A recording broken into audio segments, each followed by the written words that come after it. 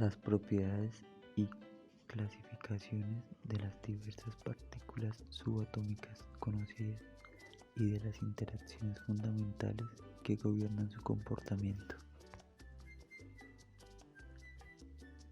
También la teoría actual de las partículas elementales, en la cual se cree que toda la materia se construye a partir de solo dos familias de partículas, quarks y leptones. Por último, analizamos cómo las clasificaciones de dichos modelos podrían ayudar a los científicos a entender la cosmología, la cual trata acerca de la evolución del universo. En tanto que la física de partículas ha estado explorando el reino de lo muy pequeño, los cosmologistas han estado explorando la visión histórica cósmica hacia atrás del primer microsegundo del Big Bang. La teoría del Big Bang, de la creación del universo. Esta teoría cosmológica establece que el universo tuvo un principio y además que fue tan catastrófico que es imposible mirar hasta atrás de él. De acuerdo con esta teoría, el universo explotó a partir de una singularidad semejante a un punto hace 15 a 20 mil millones de años. Los primeros minutos después del Big Bang vieron tales extremos de energía que se cree que las cuatro interacciones de la física se unificaron y que toda la materia se fundió en una sopa de quarks indiferenciada. Durante los primeros 10 a la menos 43 segundos,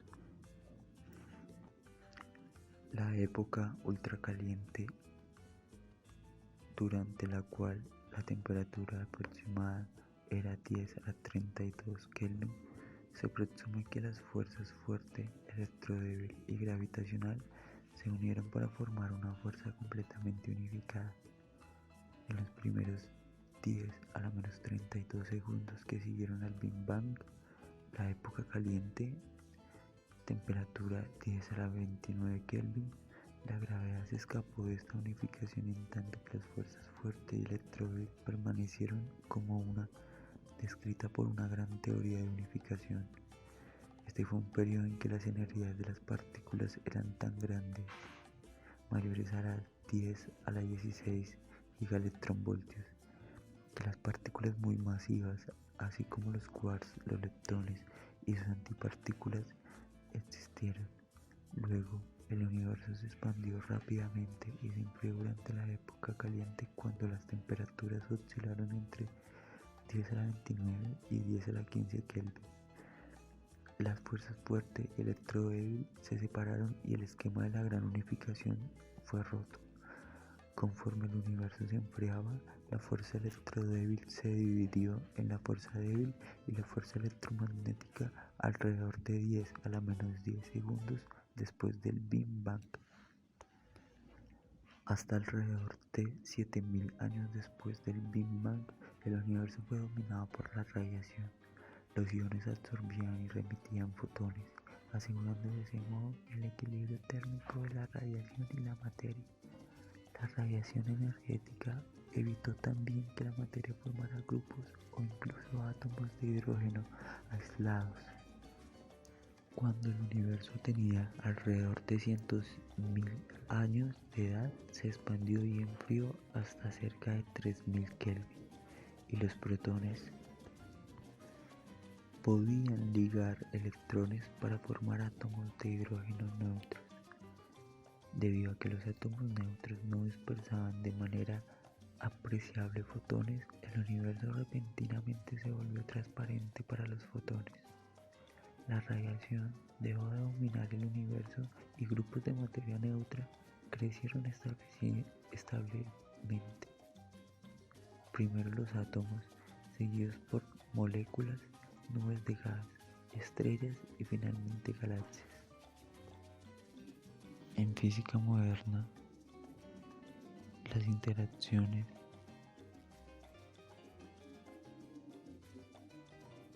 entre partículas son descritas en función del intercambio de partículas de campo o cuantos. En el caso de la familiar interacción electromagnética, por ejemplo, Las partículas de campo son fotones.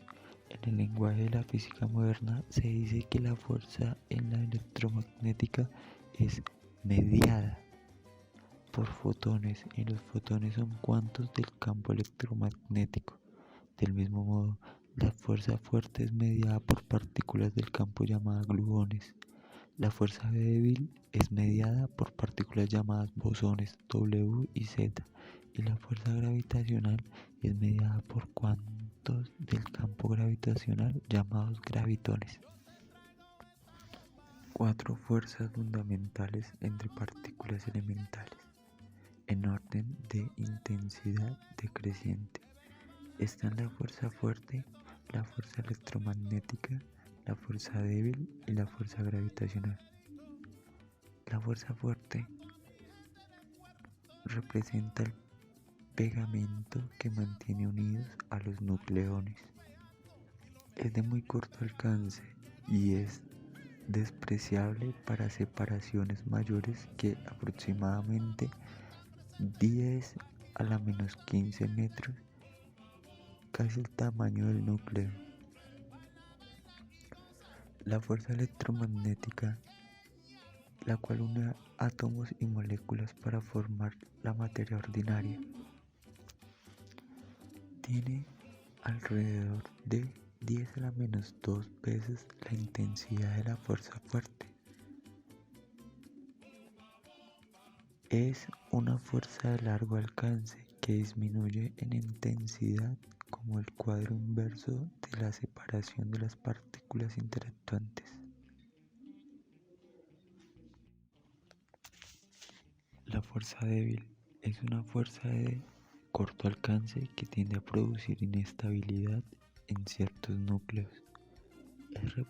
Es responsable de la mayor parte de los procesos de decaimiento radiactivos, como el beta, y su intensidad es solo alrededor de 10 a la menos 5 veces la de la fuerza fuerte.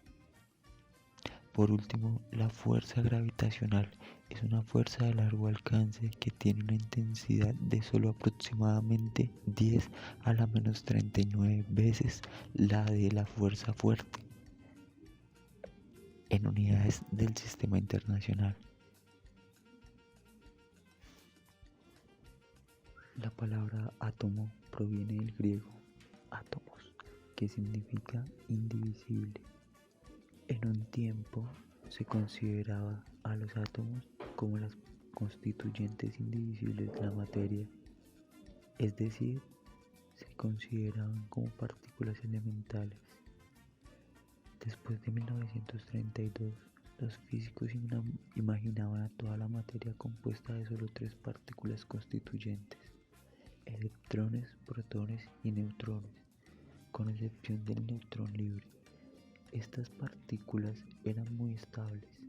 A principios de 1945 se descubrieron muchas nuevas partículas en experimentos que incluyeron choques de alta energía entre partículas conocidas.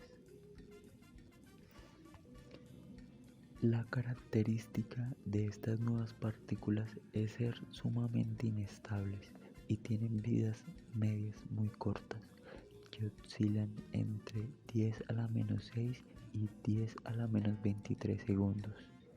Hasta ahora, más de 300 de estas partículas temporales inestables se han catalogado. Durante los últimos 35 años se han construido muchos poderosos aceleradores de partículas por todo el mundo, con los que es posible observar choques de partículas altamente energéticas en condiciones de laboratorio controladas, hasta revelar el mundo subatómico en su más fino detalle. Hasta los años 60, los físicos estaban confundidos por el gran número de variedad de partículas subatómicas que se estaban descubriendo.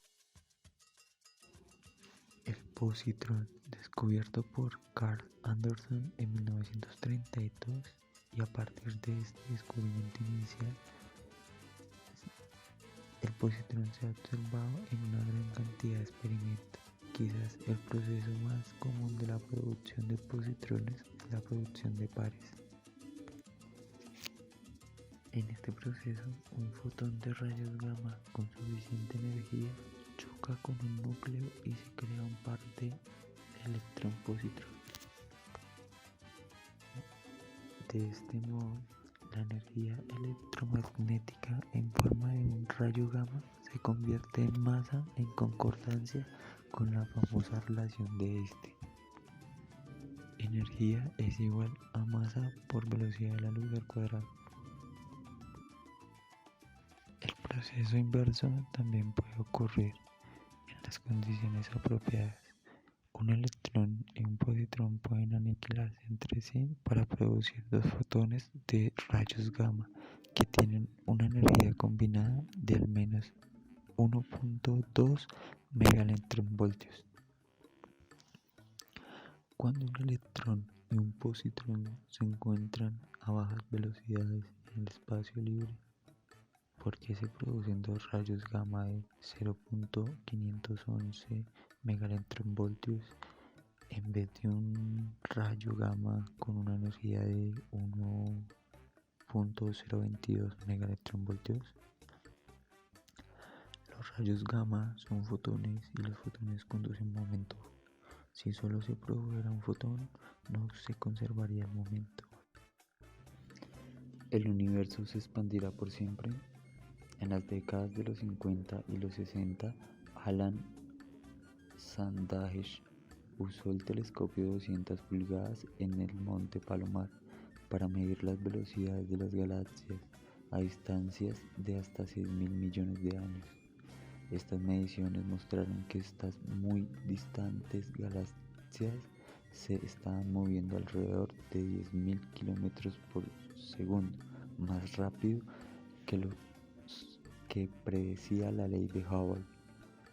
De acuerdo con este resultado, el universo debe haberse expandido más rápidamente hace 1.000 millones de años y, en consecuencia, la expansión se está deteniendo.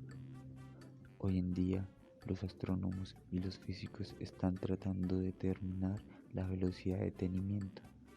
Si la densidad de masa promedio del universo es menor que cierta densidad crítica, aproximadamente 3 átomos por metro cúbico, las galaxias se frenarán en su precipitación hacia afuera, pero seguirán escapando hacia el infinito. Si la densidad promedio es mayor que el valor crítico, la expansión eventualmente se detendrá y se iniciará la contracción, conduciendo posiblemente a un estado superdenso y a otra expansión o un universo oscilante.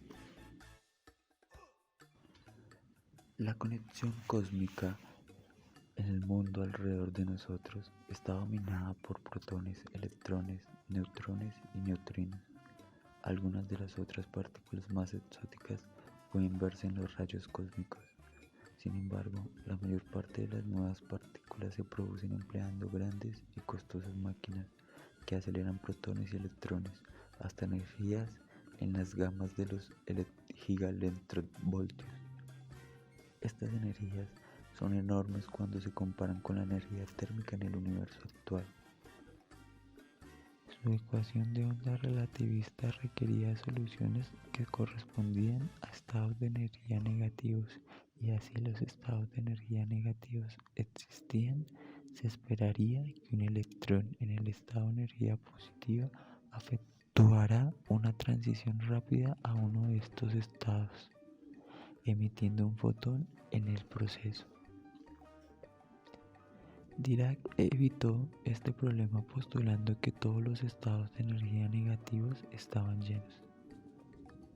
Aquellos electrones que ocupaban estos estados de energía negativos se dicen que se encontraban en el mar de Dirac y no son directamente observables debido a que el principio de exclusión de Pauli no les permite reaccionar a fuerzas externas.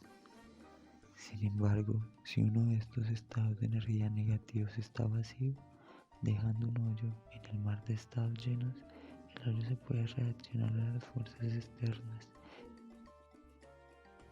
Muy raramente, un protón y un antiprotón también se aniquilan entre sí para producir dos fotones de rayos gamma. Prácticamente Básicamente, cada partícula elemental conocida tiene una antipartícula. Entre las excepciones están el fotón y el pión neutro.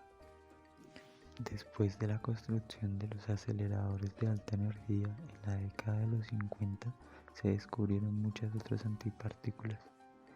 Estas incluyeron el antiprotón descubierto por Emilio Segre y Owen Chamberlain en 1955 y el antineutrino descubierto poco después. La observación de los eventos que ocurren cuando dos partículas chocan en un acelerador es esencial a la reconstrucción de los primeros momentos de la historia cósmica. Quizás la clave para entender el universo temprano es entender primero el mundo de las partículas elementales. Los cosmologistas y los físicos encuentran ahora que tienen muchas metas comunes y están sumando esfuerzos para tratar de entender el mundo físico a su nivel más fundamental. Nuestro entendimiento de la física a cortas distancias está lejos de ser completo. La física de partículas se enfrenta a muchas interrogantes. ¿Por qué hay tan poca antimateria en el universo? ¿Los neutrones tienen una pequeña masa en reposo? Y si es así, ¿cómo contribuyen a la materia oscura del universo? ¿Es posible unificar las teorías fuerte y electrodébil de un modelo lógico y consistente? ¿Por qué los quarks y los leptones forman tres familias similares pero distintas? ¿Los muones son los mismos que los electrones, además de su diferencia en masa? ¿O tienen otras diferencias sutiles que todavía no se detectan? ¿Por qué algunas partículas están cargadas y otras son neutras? ¿Por qué los quarks tienen carga fraccionaria? ¿Qué determinan las masas de los constituyentes fundamentales? ¿Pueden existir quarks aislados? Las preguntas siguen y siguen. Una importante y evidente pregunta que queda es si los leptones y los quarks tienen una subestructura. Si la tienen, podríamos imaginar un número infinito de niveles de estructura más profundos. Sin embargo, si los leptones y los quarks son efectivamente los últimos constituyentes de la materia, como los físicos actuales tienden a creer, seremos capaces de construir una teoría final de la estructura de la materia como propio Einstein soñó.